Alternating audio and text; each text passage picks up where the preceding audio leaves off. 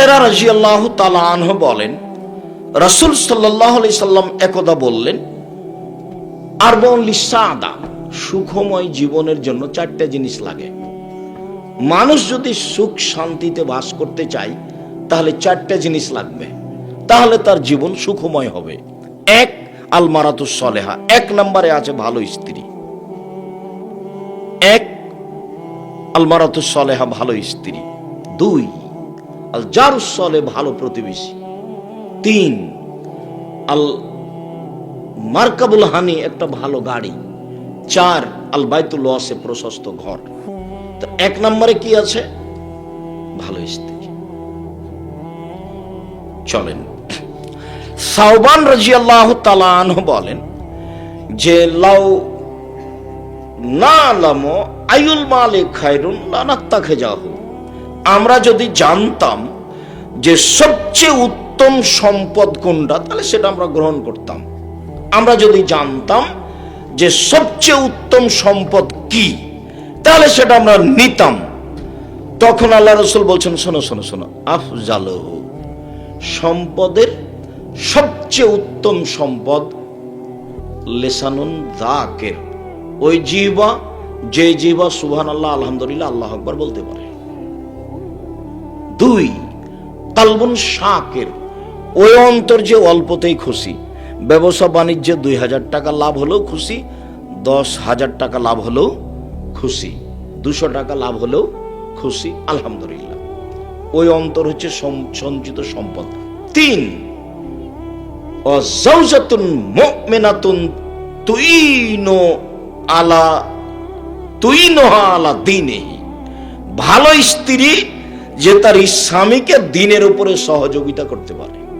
ভালো স্ত্রী যে স্বামীকে দ্বীনের উপরে সহযোগিতা করতে পারে, ভালো কাজে সহযোগিতা করতে পারে। ওরই তো অভিমান মিটে না, তাহলে ভালো কাজে সহযোগিতা করবে কি? ওরই তো অভিমান মিটে না। ওই তো আজকে যেতে চেয়েছে আপনার মাঝিরা বাজারে, আগামীকালকে যেতে চাইবে বগুড়া শহরে। আর সবসময় তার কাছে একটা ভ্যানিটি ব্যাগ থাকে। ভ্যানিটি ব্যাগ ছাড়া তো আমরা চলতে পারি, তো দেখতে পাচ্ছি। আব্দুল্লাহর আম্মা বিবাহের 11 দিন পর থেকে প্রতিষ্ঠানের প্রধান শিক্ষিকা। আমরা কোনোদিন বাজারেও যাইনি, আমরা কোনোদিন ভ্যানিটি ব্যাগ কাছেও নিনি, ওটা নামটা খালি শুনি। তো আমরা তো আছি দুনিয়াতে বেঁচে। আমি তো কোনোদিন হোটেল স্টলেই বসিনি, কোনো দিন নয়। আমার 16 বছর ছাত্র জীবন আর 34 বছর শিক্ষক জীবন।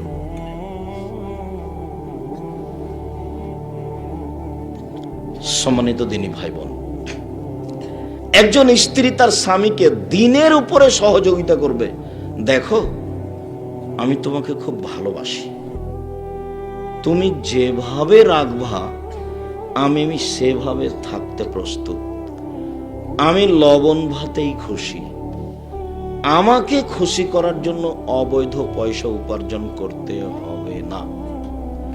আমি তোমার পায়ের নিচে নিজেকে বিলিয়ে দিতে চাই।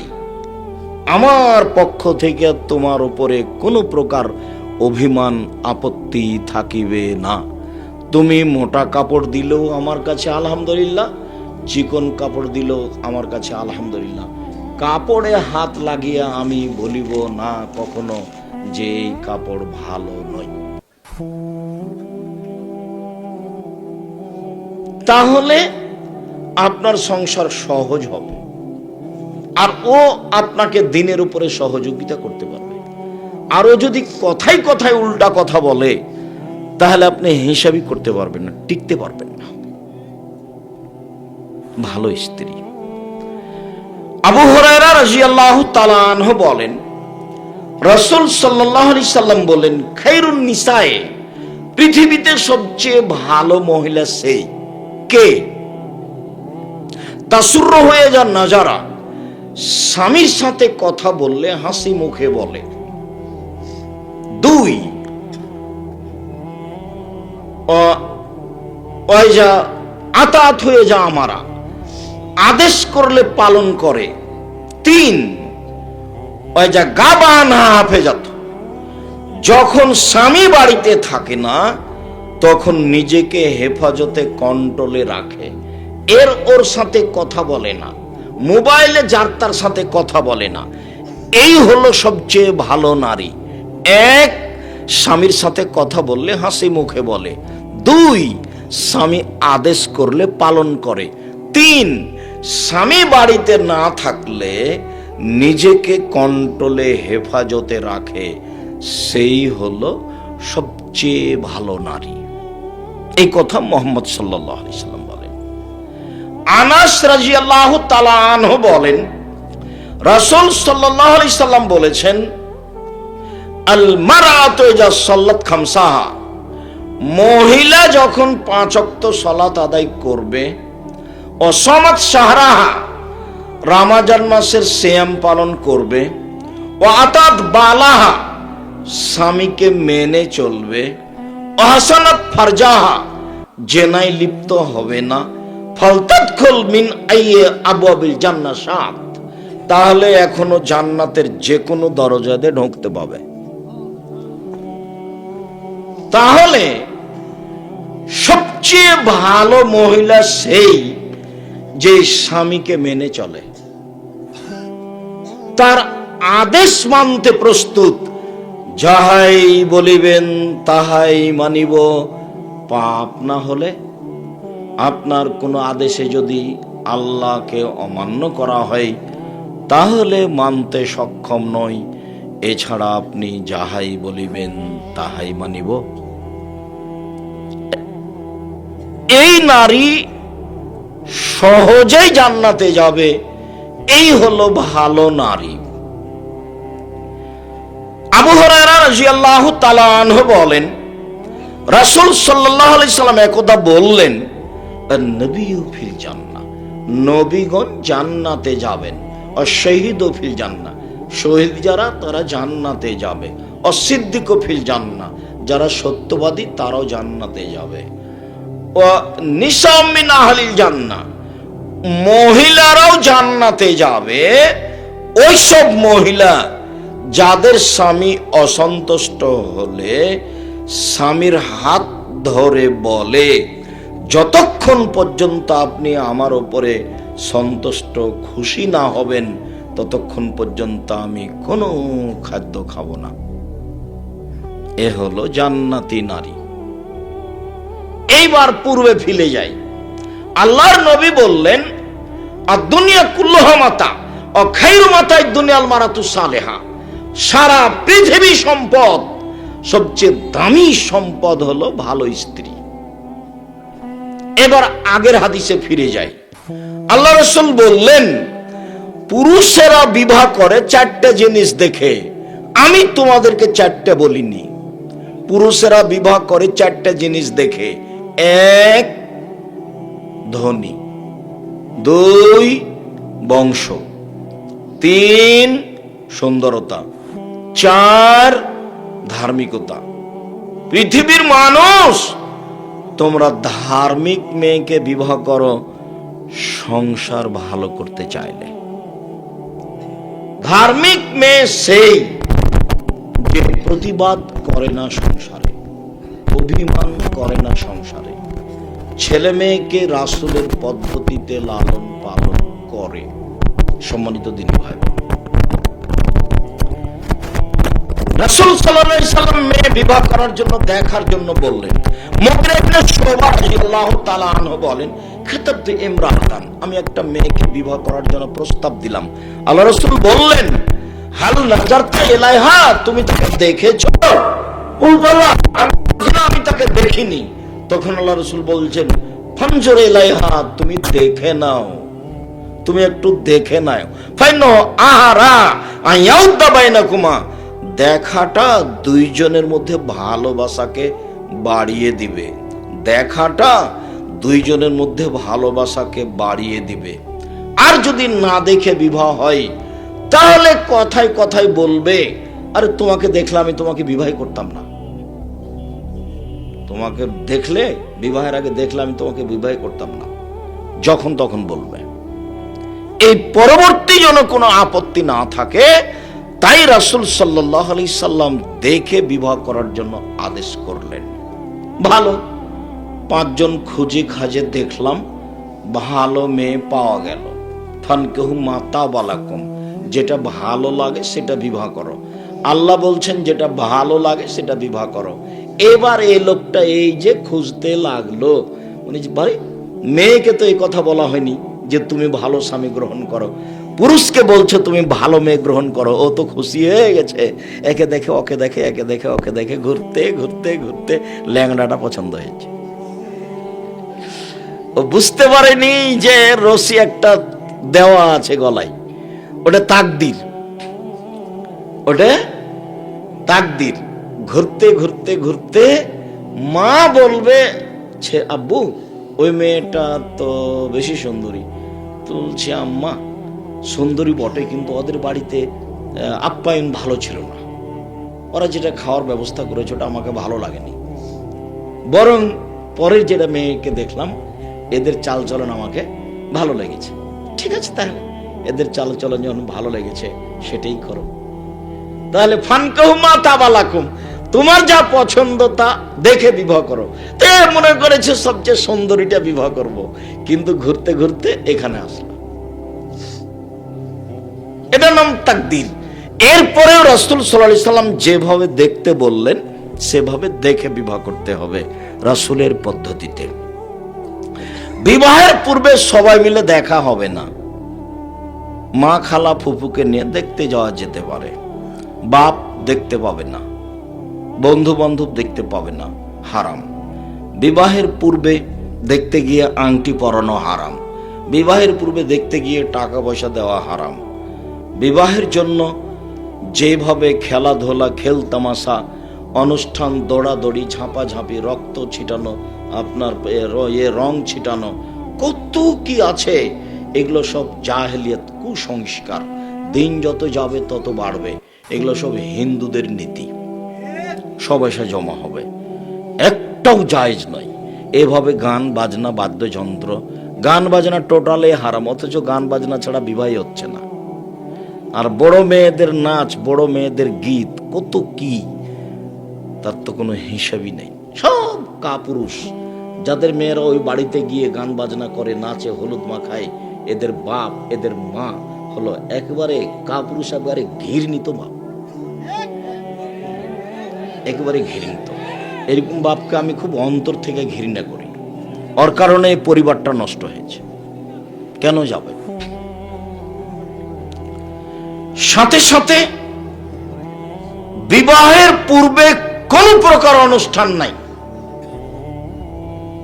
হলুদ মাখতে হবে এর কোনো বিধান দুনিয়াতে নেই।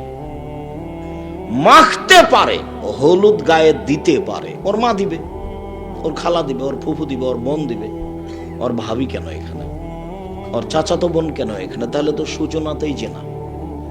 আল্লাহর নবী বলছেন লা তুবাশশিরুল মারআতু আল মারাতা, একজন মহিলা একজন মহিলার গায়ে হাত লাগাতে পারে না। কেন? ফাতানাথা লিজাওজিহা কান্নাহু ইয়ানজুরু ইলাইহা, যদি গায়ে হাত লাগায় তাহলে তার শরীরটা নরম, সাদা না শক্ত এটাও বুঝবে। তখন সে তার স্বামীর সামনে বলবে, তার বাপ ভাইয়ের সামনে বলবে, তখন তার স্বামী তাকে অন্তরের চোখে দেখবে। একটা মেয়েকে অন্তরের চোখে দেখা হারাম। একজন মাওলানা সাহেব হাই স্কুলে ছেলে মেয়ে একসাথে বসে পড়ে, সেখানে শিক্ষকতা করতে পারে কি করে? কলেজ তো থাকলোই।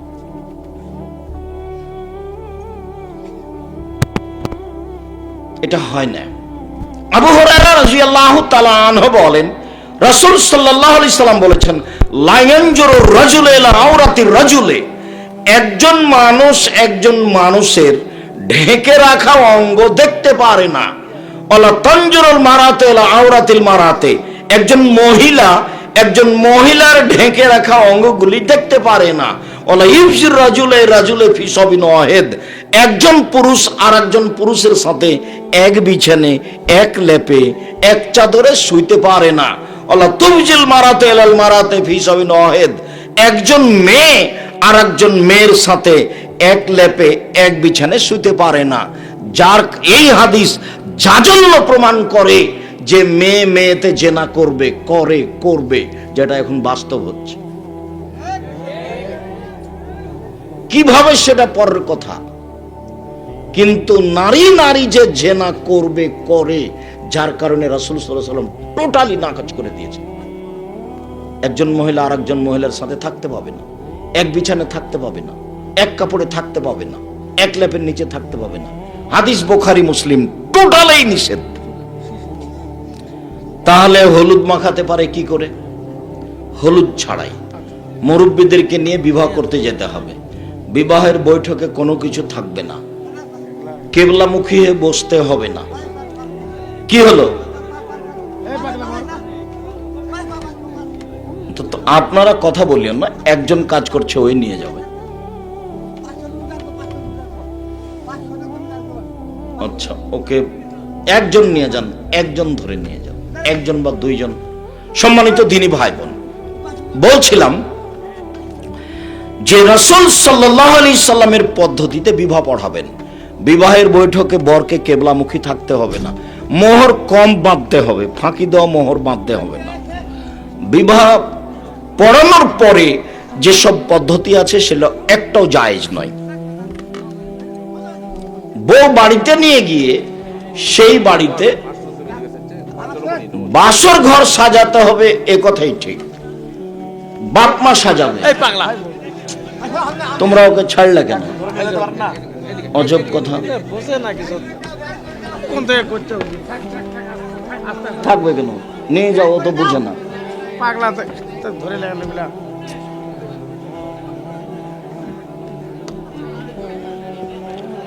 সম্মানিত দ্বীনি ভাই বোন, বলছিলাম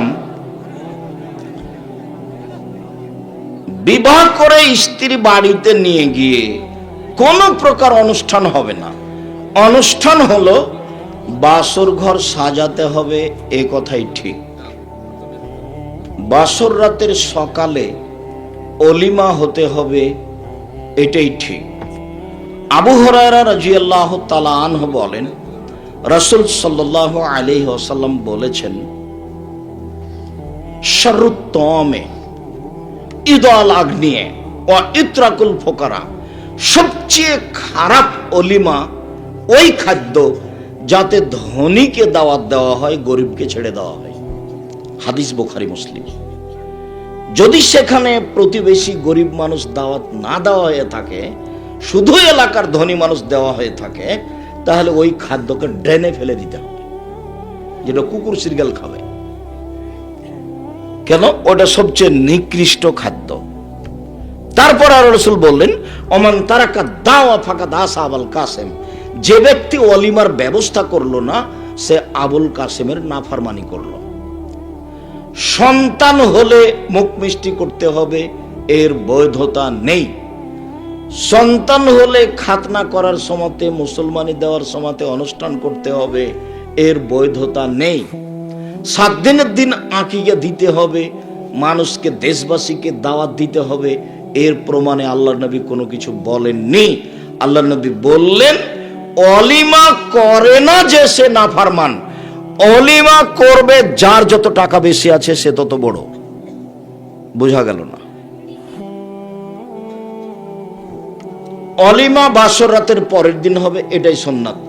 বাসর ঘর সাজাতে হবে, এটাই ঠিক। ওই বিষয়ে আজকের মতো আর বেশি বললাম না। বাসর ঘর সাজাতে হবে, একাধিক সহিহ হাদিস। আদর্শ পরিবার বইটা পড়লে দেখা যাবে বাসর ঘরের কথা। তবে বাসর ঘরের সাথে জড়িত যেই কথাটা, সেটা একটু বলে নি। বাসর ঘরে ঢুকে স্বামী স্ত্রী প্রথমে 2 রাকাত সালাত আদায় করবেন।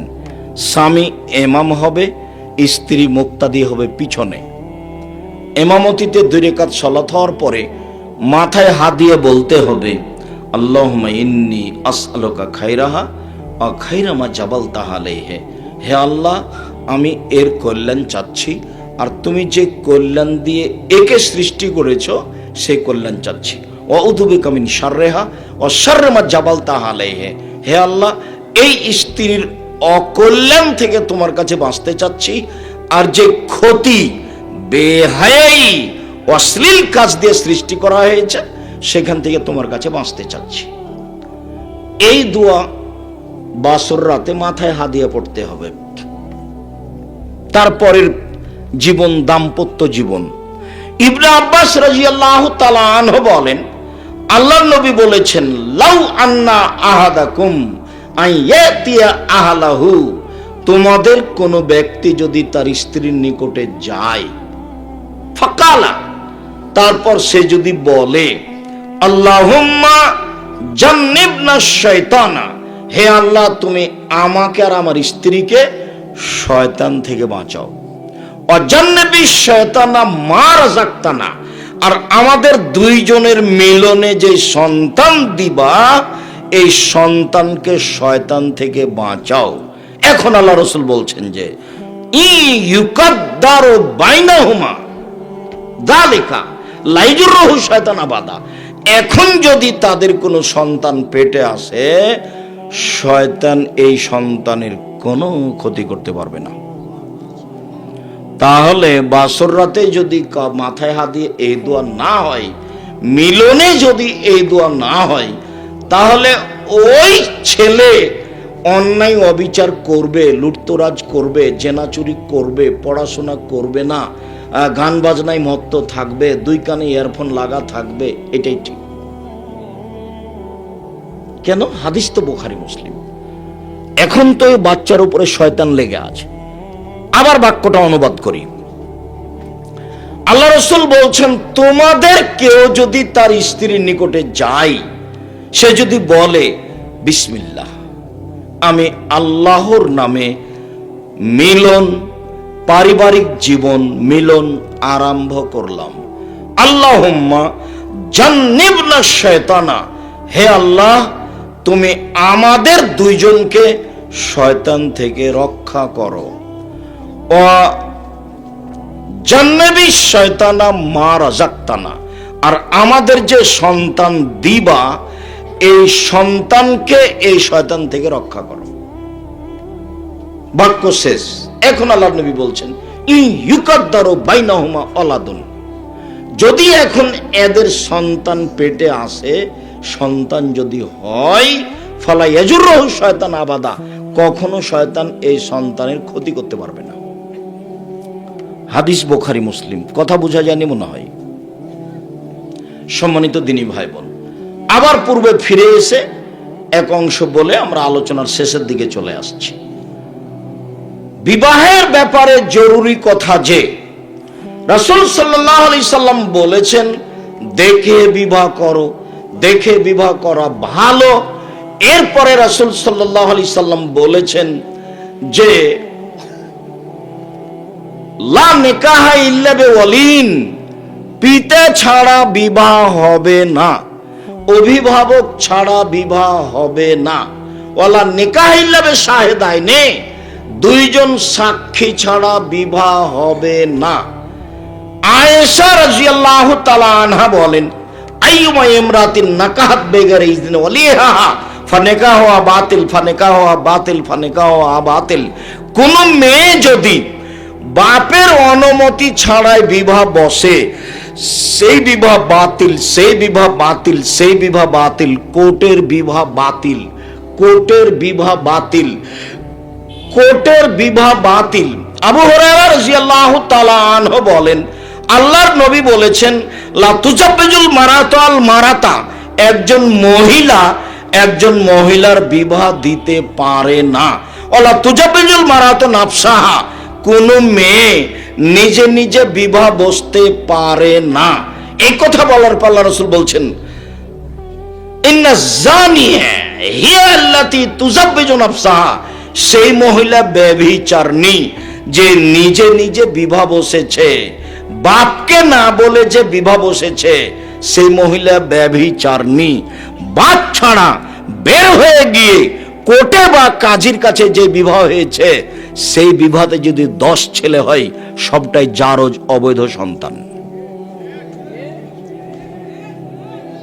শেষ পর্যন্ত যদি তার বাপ মরে যায়, তার ভাই মরে যায়, যেগুলো ছেলে অবৈধভাবে হয়েছে, সেই ছেলে অভিভাবক হয়ে মায়ের বিবাহ পড়াবে।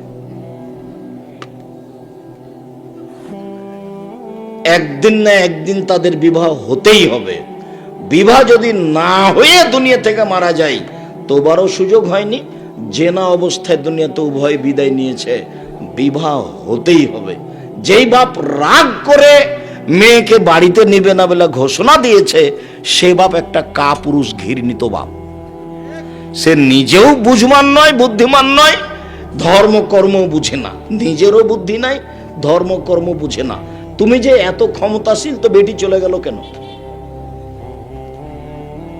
তুমি যে এত প্রভাবশালী, নিজের মর্যাদাকে হিসাব করো।